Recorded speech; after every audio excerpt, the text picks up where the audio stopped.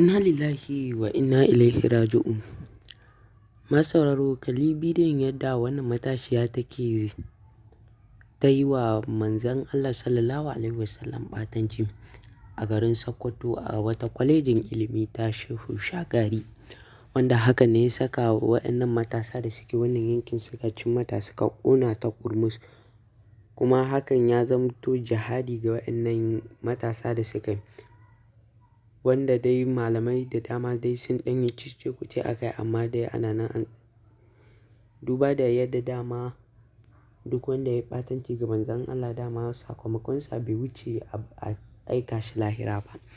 To ita dai wannan matashiya ta yi wannan abu, kuma inda waɗannan matasa da kuma ko a ce mutanen gari suka ƙona ta ƙurmus, inda ta tafi lahira gabaki ɗayanta.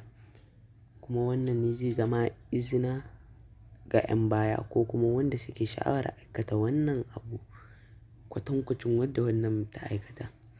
To masu sauraro duka ka manta kana kan tashar nan ta Arewa Top Hausa News, ka danna subscribe kana ka danna alamar ƙararrawa don ci gaba da samun shirye-shiryenmu, bidiyoyinmu da ma wasu da dama a cikin wannan channel ta Arewa Top Hausa News, wadda ko da yaushe take ƙoƙarin kawo maka bidiyo mai tushe da asali.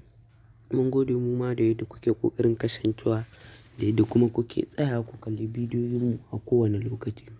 Mu haɗu da mu da ku a wani bidiyo namu na gaba, idan Allah mai kowa da komai ya sada mu.